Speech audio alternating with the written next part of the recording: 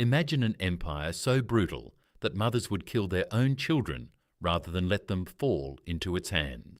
An empire that built towers from the skulls of its enemies. An empire that invented genocide as government policy.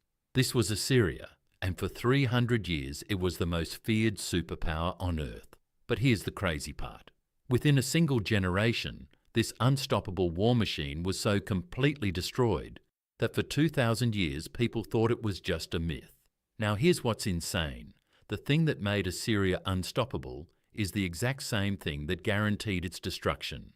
And by the end of this video, you'll see why every empire that tries to rule through fear is actually building its own coffin. Today, you're going to find out how the world's first empire rose from nothing, conquered everything, and then learned the hardest lesson in history.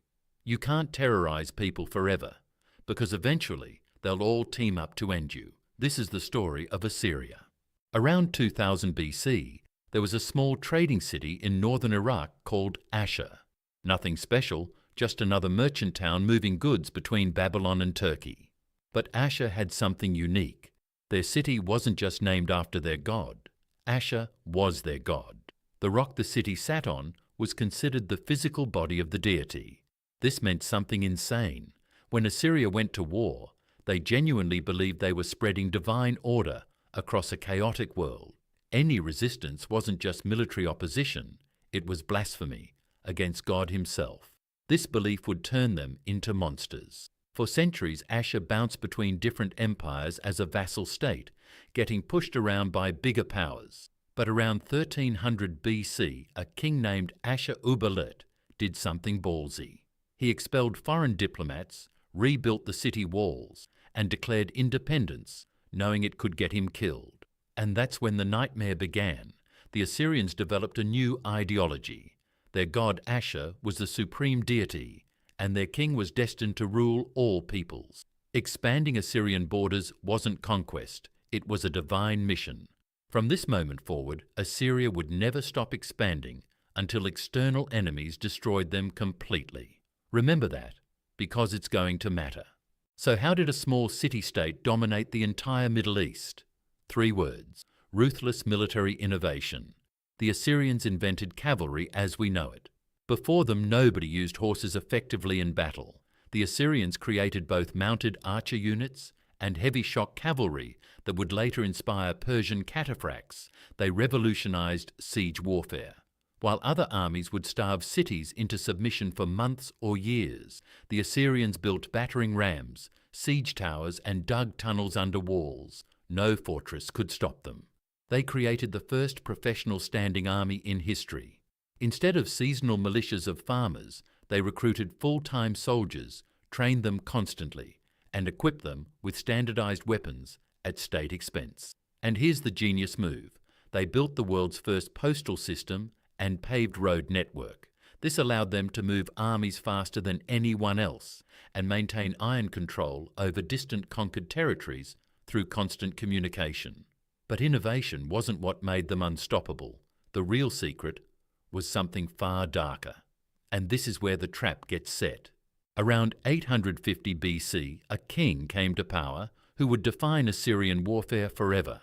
His name was Ashur-nasir-pal II, and he was basically an ancient serial killer with an army. Here's how he described one of his victories in his own words. "I took the city and slew many warriors. I cut off the heads of the fighters and raised before the city a tower of skulls and bodies. The young men I impaled upon stakes around the city, and the maidens I cast into the flames." This wasn't rare, this was standard procedure. When Assyrian armies captured a city, prisoners were beheaded, dismembered, skinned alive, impaled on stakes, crucified, buried alive, drowned or burned. Ashur-nasir-pal would literally flay the skin off enemy leaders and hang it on city walls as a warning. He invented psychological warfare through systematic terror, and it worked brilliantly at first. Entire kingdoms would surrender without a fight the moment Assyrian armies appeared on the horizon. One inscription describes a king crawling on his hands and knees, grasping Ashur-nasir-pal's feet and begging for mercy rather than face battle. Ashur-nasir-pal had cracked the code. Why fight battles when you can make people too terrified to resist? But here's the problem, and this is critical. While terror creates fear, it also creates hatred. Deep, burning, eternal hatred. Every people the Assyrians terrorized began plotting revenge, and around 900 BC it all came crashing down. Their empire-fragmented rebellions erupted everywhere and Assyria nearly ceased to exist. They had conquered too much, terrorized too brutally, and spread themselves too thin.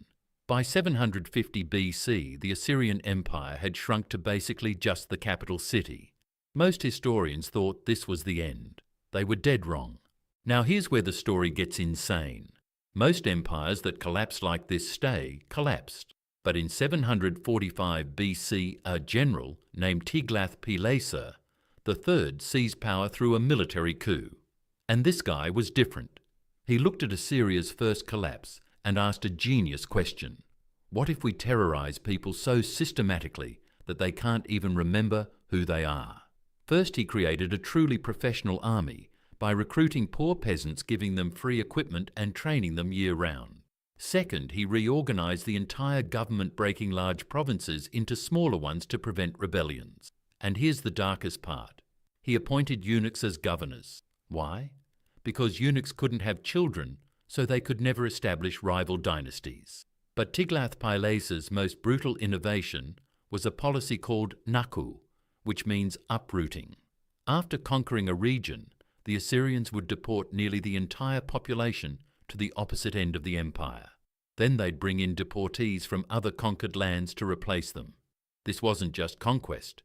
It was cultural genocide designed to erase ethnic identities and prevent rebellion. Imagine waking up one day and your entire family is marched 1,000 miles away and replaced with strangers who don't even speak your language. That was Tiglath-Pileser's solution to the hatred problem. Erase the people who hate you. And it worked horrifyingly well. Within 15 years, Tiglath-Pileser reconquered everything Assyria had lost, and more. By 700 BC, the Neo-Assyrian Empire stretched from Egypt to Iran, and from Turkey to the Persian Gulf. They had crushed every rival power. It seemed like nothing could stop them. But remember what I said at the beginning. The thing that made them unstoppable was also building their coffin. Keep watching, because you're about to see exactly how. In 672 BC, the Emperor Esarhaddon made a catastrophic decision that would end the empire. He had two sons, Ashurbanipal, who was the brilliant military commander, and Shamash-Shum-Ukin, who was the diplomatic one. Esarhaddon split the empire between them, giving Assyria to Ashurbanipal and Babylon to Shamash-Shum-Ukin. Court advisors warned him this was insane. One priest wrote, "What you have done with the young kings is not good. Let wisdom guide your hand, lest strife and discord fall upon the throne." He was right. The brothers kept peace for a while, but here's the thing about Shamash-Shum-Ukin. He was raised Babylonian by his Babylonian mother, and he knew that Babylon had been a great civilization for 2,000 years before Assyria even existed. Now his little brother was treating him like a puppet. In 652 BC, Shamash-Shum-Ukin snapped and launched a massive rebellion. He formed an alliance with literally everyone: Elam, Persia, Media, Arabia, Egypt, and Lydia. Nearly every conquered people joined him. This was the moment the terror policy came back to haunt Assyria. All those deported peoples, all those terrorized kingdoms, all united against one enemy. But the coalition failed because they couldn't coordinate. Egypt provided no support, and Ashurbanipal defeated the rebel forces one by one, using divide and conquer tactics. By 648 BC, Assyrian armies had captured Babylon. Rather than be taken alive, Shamash-Shum-Ukin locked himself in his palace and burned himself alive, along with his wife and closest supporters. Ashurbanipal's revenge was biblical. Rebels had their tongues ripped out and limbs hacked off, their bodies left for dogs and pigs. When he entered the temple in triumph, his chariot wasn't pulled by horses, but by 5 defeated enemy kings crawling on their hands and knees. Walking behind him were rebel princes wearing the severed heads of their allies around their necks like necklaces. Ashurbanipal stood at the absolute peak of power, convinced he was invincible. But he had just made a fatal mistake. He proved to every conquered people that if they worked together they could almost win. Next time, they'd coordinate better. The constant rebellions had bled. Assyria dry, the economy was in ruins, the army was exhausted and conquered. Peoples were ready to explode. Then, in 630 BC, a new threat appeared. The Scythians. These nomadic horse warriors from the steppes invaded Assyrian territory, and the weakened empire couldn't stop them. They swept across Syria and the Levant like a tidal wave. This broke the back of Assyrian power. When Ashurbanipal died in 627, BC civil war erupted immediately between his sons and generals. One by one, the provinces declared independence. In Babylon, a prince named Nabopolassar seized power and launched a war of liberation. Meanwhile, the Medes invaded from the east under King Cyaxares. In 614 BC, the Medes reached the city of Ashur, the original Assyrian capital, and burned it to the ground. And here's the key moment. On the smoking ruins of Ashur, the Median and Babylonian kings sealed a military alliance. This time, the rebels had learned from Shamash-shum-ukin's mistake. This time, they coordinated. Now Assyria faced a two-front war it couldn't win. In 612 BC, the allied armies laid siege to Nineveh, the Assyrian capital. After 3 months the city fell. The Assyrian king was killed during the final assault. The remnants of the army tried to make a last stand in the city of Haran, but in 609 BC that fell too.